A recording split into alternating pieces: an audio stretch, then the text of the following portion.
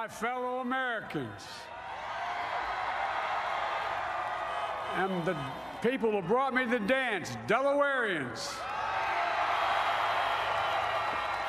I see my buddy Senator Tom Carper down there, and I think Senator Coons is there, and I think the governor's around. Is that Ruth Ann? And that former Governor Ruth Ann Minner. Most importantly, my sisters-in-law and my sister Valerie. Anyway.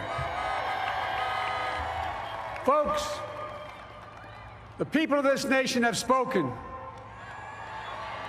They've delivered us a clear victory, a convincing victory, a victory for we the people.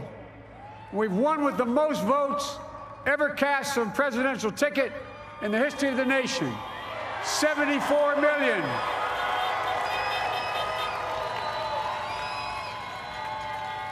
What I must admit has surprised me.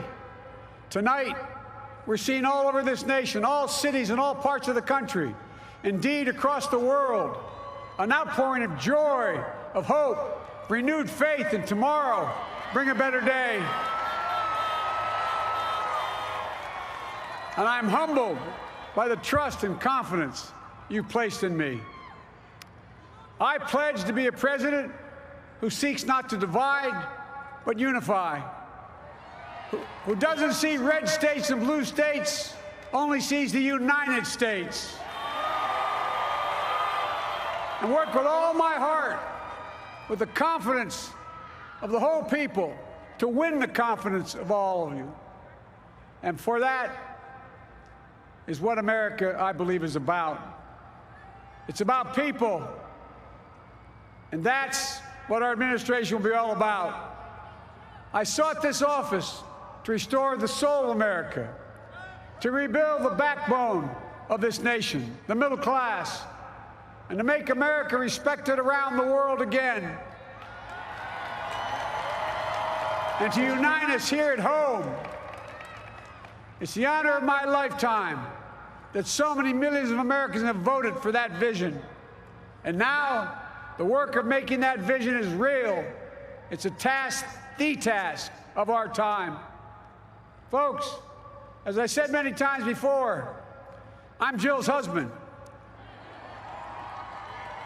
And I would not be here without her love and tireless support of Jill, and my son Hunter, and Ashley, my daughter, and all our grandchildren, and their spouses, and all our family. They're my heart. Jill's a mom, a military mom, an educator, and she has dedicated her life to education. But teaching isn't just what she does, it's who she is. For American educators, this is a great day for y'all.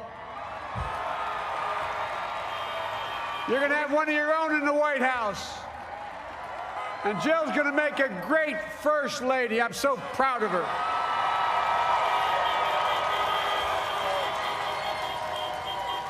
And I'll have the honor of serving with the fantastic Vice President who you just heard from, Kamala Harris, who makes history as the first woman, first black woman, the first woman from South Asian descent, the first daughter of an immigrant ever elected in this country. Don't tell me it's not possible in the United States. It's long overdue. And we're reminded tonight of those who fought so hard for so many years to make this happen. But once again, America's bent the arc of the moral universe more toward justice.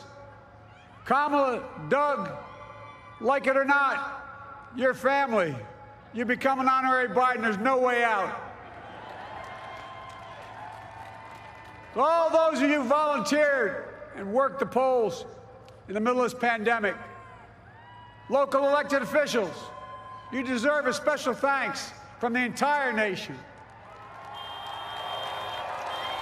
And to my campaign team and all the volunteers, and all who gave so much of themselves to make this moment possible, I owe you. I owe you. I owe you everything. And to all those who supported us, I'm proud of the campaign we built and ran. I'm proud of the coalition we put together, the broadest and most diverse coalition in history.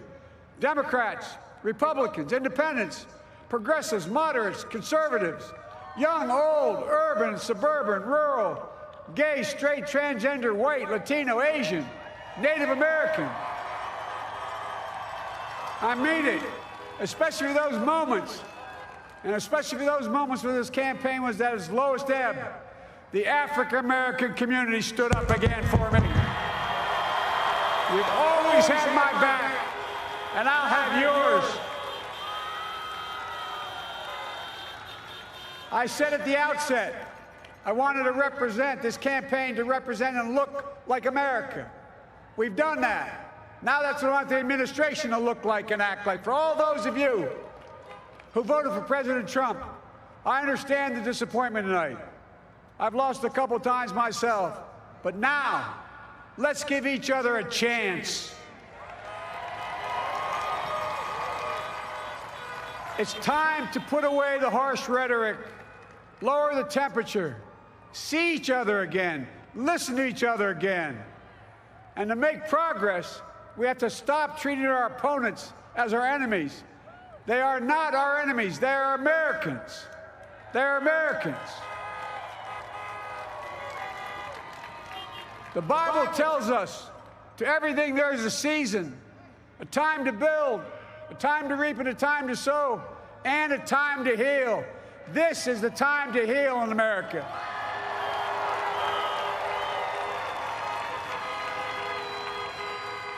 Now this campaign is over. What is the will of the people? What is our mandate? I believe it's this. Americans have called upon us to marshal the forces of decency, the forces of fairness, to marshal the forces of science and the forces of hope in the great battles of our time. The battle to control the virus, the battle to build prosperity, the battle to secure your family's health care, the battle to achieve racial justice and root out systemic racism in this country, and the battle to save our planet by getting climate under control, the battle to restore decency, defend democracy, and give everybody in this country a fair shot. That's all they're asking for, a fair shot. Folks, our work begins with getting COVID under control. We cannot repair the economy, restore our vitality, or relish life's most precious moments, hugging our grandchildren, our children, our birthdays, weddings, graduations, all the moments that matter most to us until we get it under control. On Monday, I will name a group of leading scientists and experts as transition advisors to help take the Biden-Harris COVID plan and convert it into an action blueprint that will start on January the 20th, 2021. That plan will be built on bedrock science. It will be constructed out of compassion, empathy, and concern. I will spare no effort, none, or any commitment to turn around this pandemic. Folks, I'm a proud Democrat, but I will govern as an American president. I'll work as hard for those who didn't vote for me as those who did. Let this grim era of demonization in America begin to end here and now.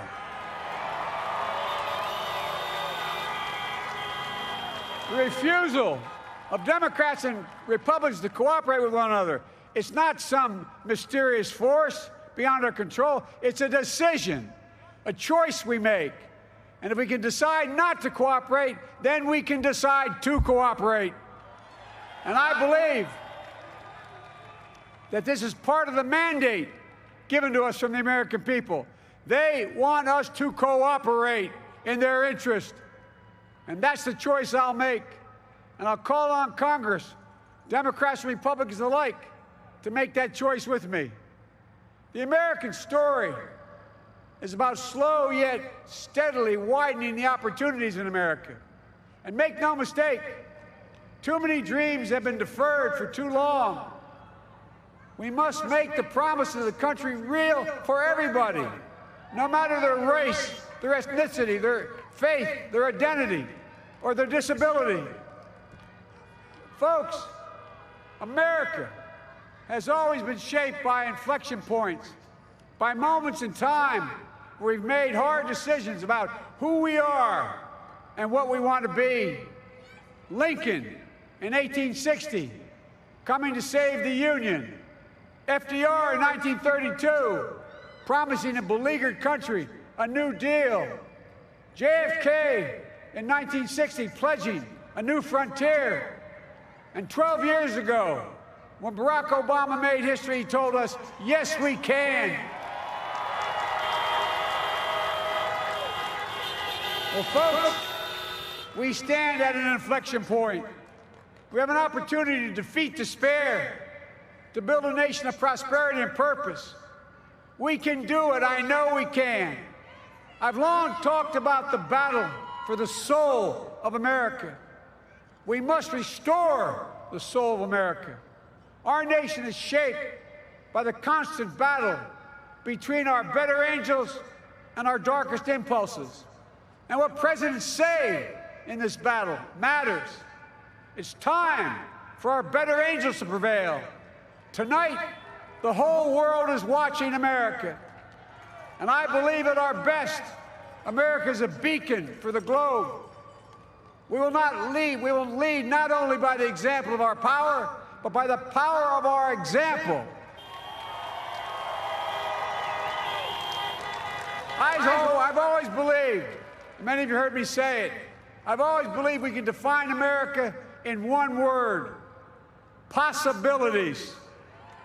That, in America, everyone should be given an opportunity to go as far as their dreams and God-given ability will take them. You see, I believe in the possibilities of this country.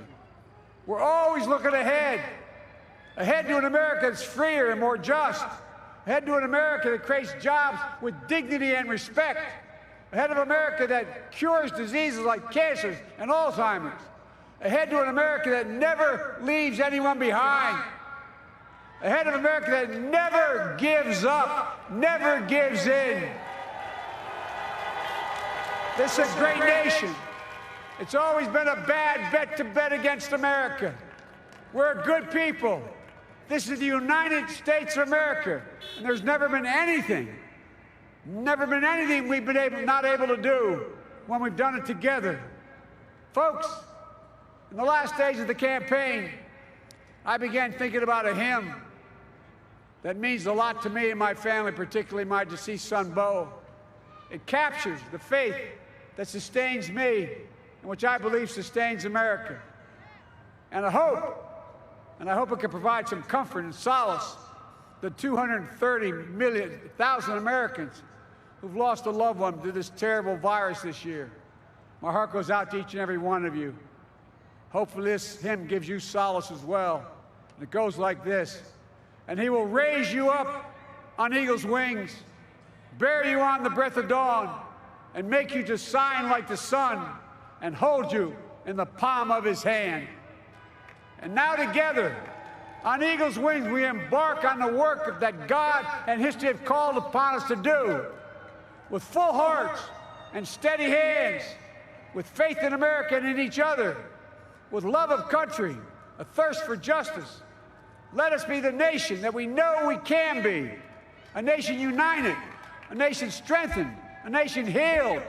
The United States of America, ladies and gentlemen, there's never been anything we've tried we've not been able to do. So remember, as our grandpapa used to say when I walked out of his home when I was a kid up in Scranton, he said, "Joey, keep the faith." And our grandmother, when she was alive, she yelled, "No, Joey, spread it. Spread the faith." God love you all. May God bless America, and may God protect our troops. Thank you, thank you, thank you.